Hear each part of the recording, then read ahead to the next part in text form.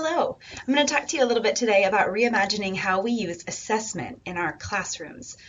I have been feeling kind of unsettled about some of the ways I provide feedback to students for a number of years, and this past summer I read a book that opened up a brand new avenue for me to consider how I deliver feedback to my students, and that is called Ungrading by Susan Bloom.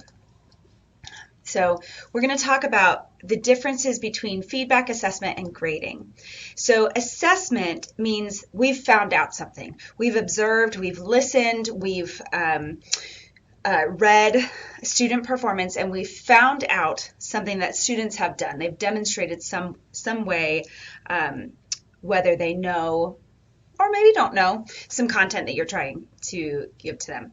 Feedback is communicating what you found out. So I observed my students using a tall vowel, right? And so I can say, ooh, I loved your tall vowel that time. So that is feedback. Assessment, I saw it happen.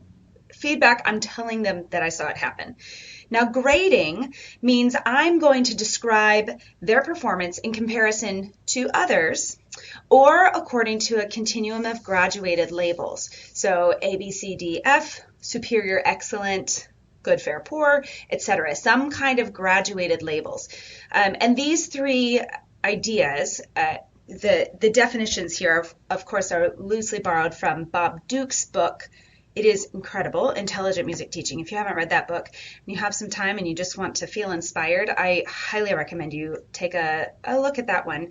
It is very easy to read, super conversational, but mind-blowing in its succinct way to describe music teaching. So these three terms, assessment, feedback, and grading, are often really used interchangeably, but they're not. And when we really parse out these three ideas, we have the opportunity now to think a little bit more carefully about what it is that we're actually doing when we provide assessment. So one of the things that we think grading does is motivate students to learn, provide a clear picture of student learning, and distinguish student achievements. Our current system, of course, has only been around since the early 20th century, and I think that's really interesting that we are in the middle of a system that feels like it's always been, but it's really only been about 100 years.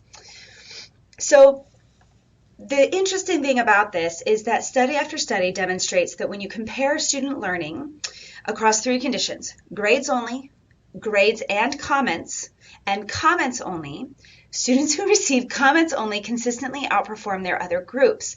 And I'm going to talk a little bit about how I saw this in action a little bit. But it's fascinating to me that if I just say you got a 70 on that versus you got a 70 and here's why, they don't learn as well if I just say here's what I noticed. And so I think that's really interesting to consider as we think about how we're going to deliver feedback and whether we're going to deliver that feedback in a way that compares them with a grade according to some system of graduated labels. So the research data tells us that grades do not satisfactorily correlate with student learning. They mostly communicate with students' ability to follow directions. Now, is the ability to follow directions an important life skill? Yes, but that is a separate life skill from learning content. Three reliable effects have been shown when students are graded: less deep thinking, risk avoidance, and interest gets lost in the learning itself. So let's think about that. They think less deeply, they avoid taking risks, and they lose interest in the learning. This comes from Kohn, who's a really deep thinker about pedagogy, in his article called The Trouble with Rubrics. Letter grades are super arbitrary. We just smacked a continuum on some numbers and said this is what equals an A. And unfortunately, grades are not valid, reliable, or objective. And then the last one, grades encourage cheating. This I've seen over and over again in research data about cheating. It's fascinating that when the stakes are higher, we are more likely to cheat. So because our students don't start the same or have the same life experiences, it seems silly that we're going to apply this factory model of schooling to students and and actually grade them the same way we grade meat, grade A beef, right? Our students are not beef. So, and then this quote came from the book as well, and it just kind of blew me away. Grades are arbitrary, even if they appear scientific or objective. Faculty vary considerably in how they weight various dimensions of the class experience, or even on exams, what percentage is represented by any given question. Arbitrariness has several defects. It is uninformative, it is alienating, it keeps students nervous and off kilter and on edge. Just because we put a number on something, it doesn't make it objective. That is simply scientism. Ooh. So this is what I mentioned earlier when I started talking, is that I have been feeling a little unsettled as I've been giving feedback to a lot of my students over the past couple of years.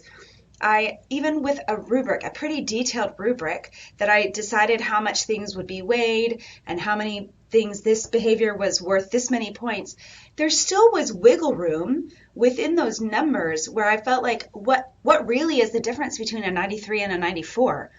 And I just felt like that was not really meaningful for me to put a number on it, but I felt like I was in this system where I had to put a number on it. And so I really just was so thankful to come across this concept of ungrading. So, and then finally, as we're trying to decide why to maybe consider the option of ungrading, is that we tend to think of grading as a motivator, and really sometimes the only motivation that we have at our disposal.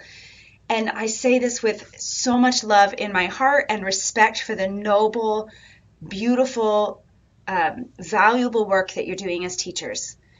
If grades are the only carrot you can dangle to encourage students to make an effort in their learning, you need to adjust your curriculum and pedagogy. If grades are the only thing motivating students to learn, then we're not doing it right. We just aren't doing our jobs well. We need to find other ways to make what we are presenting to students meaningful to their lives. So some of the drives for motivation include autonomy, mastery, purpose, and I would add one more to this that wasn't included in this book by Daniel Pink called Drive. The fourth pillar of motivation that I've come across in the research data is relatedness. So autonomy means that I have a little bit of say in what I'm doing. I have some sense of choice in a way to choose kind of how my learning is going or how my learning is measured. Mastery is when we feel accomplished. We feel like we've gotten better at something, or we feel like we possibly could get better at something, right? Our students are highly motivated by feeling successful. Purpose, the idea that what we're doing has meaning, greater meaning than just like writing answers on a piece of paper. Some sense of purpose is really, really helpful in driving motivation. And then the fourth one that's not on the slide is relatedness, feeling a sense of community in what we're doing. If I can feel that what I'm doing positively affects those around me or creates connection or relationship between me and people around me, that's the other kind of fourth pillar of motivation. So these are things that we can use instead of dangling grades to encourage students to learn our content. And I think as music teachers, choral directors, we have such a lucky content area that we get to do this so much easier than some other subject areas. Okay, so here are some ways that you can practice ungrading. And these are broad categories so that you can think about the category, think about the assignments that you are implementing and how you might think about these kind of methods. And I'm going to shy away a little bit from saying for this assignment, you should do it this way, because I just want you to think about the philosophy of ungrading and then kind of figure out how to implement it on your own. So decenter grading, eliminate point breakdowns and focus instead on goals, self-reflections, and questions to spark curiosity and further effort. So rather than giving people a number, you give them feedback related to their goal and have they achieved the goal yet, and then you're going to feel like, okay, you're 90% of the way to your goal. That is still basically grading, right? So we're gonna say we're very close. Here's what I want to see next. Here's the actual behavior that I'm looking for. Here's the sense, the the specific thing that you're looking for to get all the way to that goal. The second point is to develop an individual education plan. We know that our students deserve to have their education differentiated, and that's really hard in practice. It takes a lot of effort, especially if you have huge classes. But students can help create their own plan according to how the class fits their lives, their course of study, and interest. This may or may not work for you, but I think it's a great opportunity to think about what kind of autonomy can you place in your students' hands for them to develop their own goal setting. The third practice is to build a practice of self-assessment. So encourage students to develop honest standards and self-scrutiny. This is the piece that often we run into a little bit of pushback. So if we say students are going to self-assess, well, they're just going to automatically give themselves an A. And I would argue that they really don't. If you can encourage a safe environment for people to really practice honest self-assessment, they will take you up on that opportunity.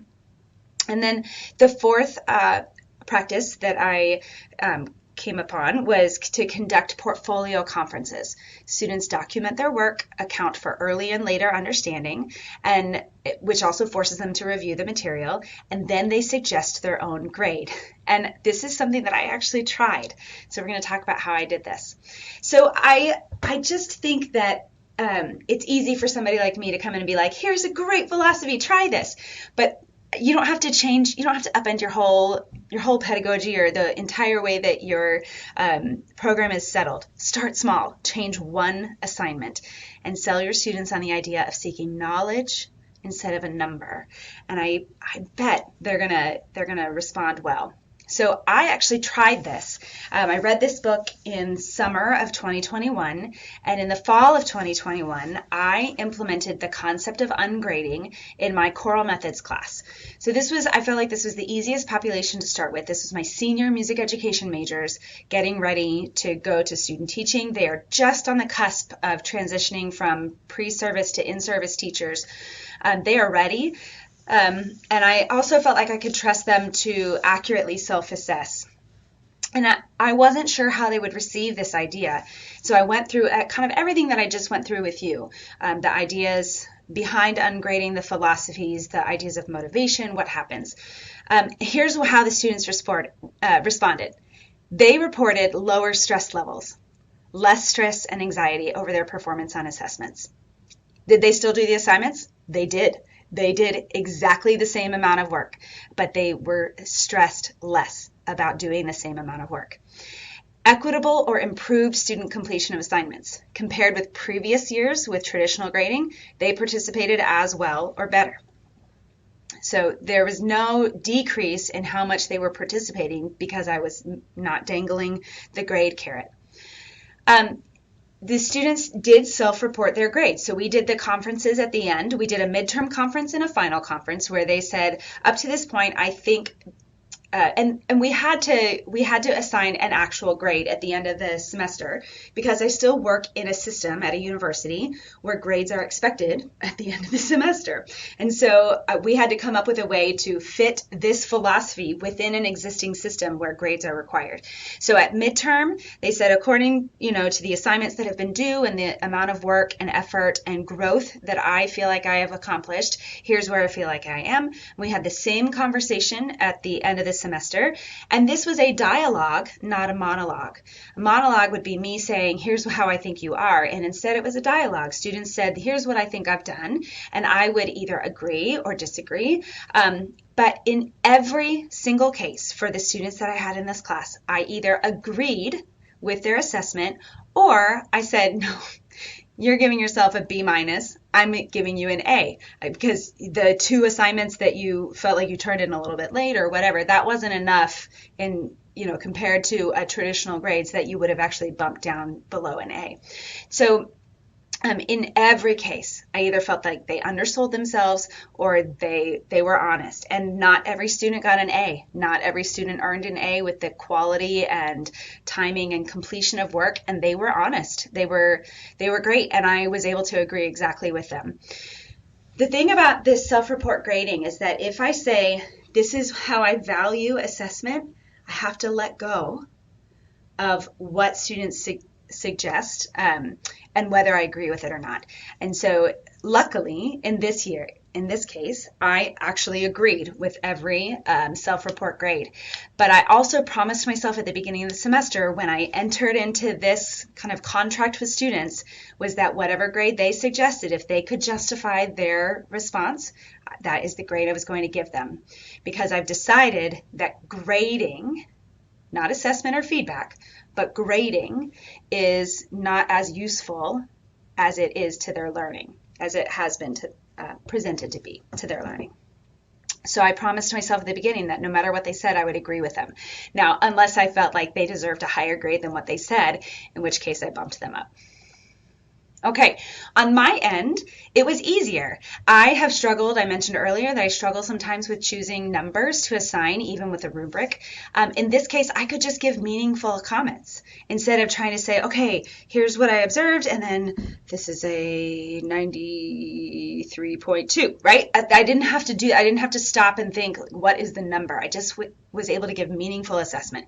It went so much faster for me. It was such a time saver. Lots more ideas in ungrading. I think I missed maybe a slide or two.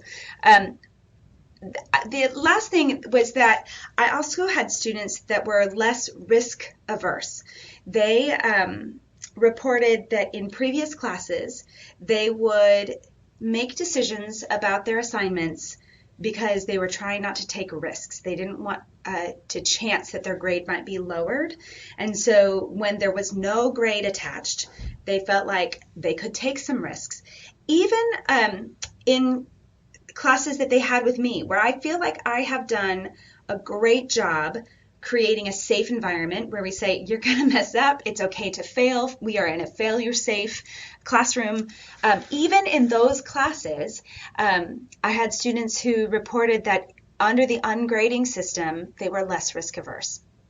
And then the other feedback that I got from students that I don't have on a slide here is that they felt like when they were reading their feedback, they were not reading the feedback in order to justify the number. So if they got a 88 on an assignment, they would go and they would read those comments and try to see where in the comments they lost those 12 points. Instead, they just read the comments and kind of received the feedback separately from kind of comparing their worth to somebody else.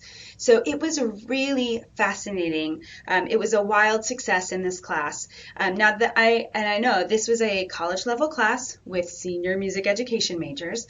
And so that is a unique population, but I really feel like these ideas are universal and could be applied universally. So if you're looking for a few more ideas on how to specifically implement them, the ungrading text is set up in 3 sections. The first section is two sections. The first section is really philosophy, and then the second half is how different teachers have implemented the ungrading model in their classes, and there's a million ways that you can consider doing it.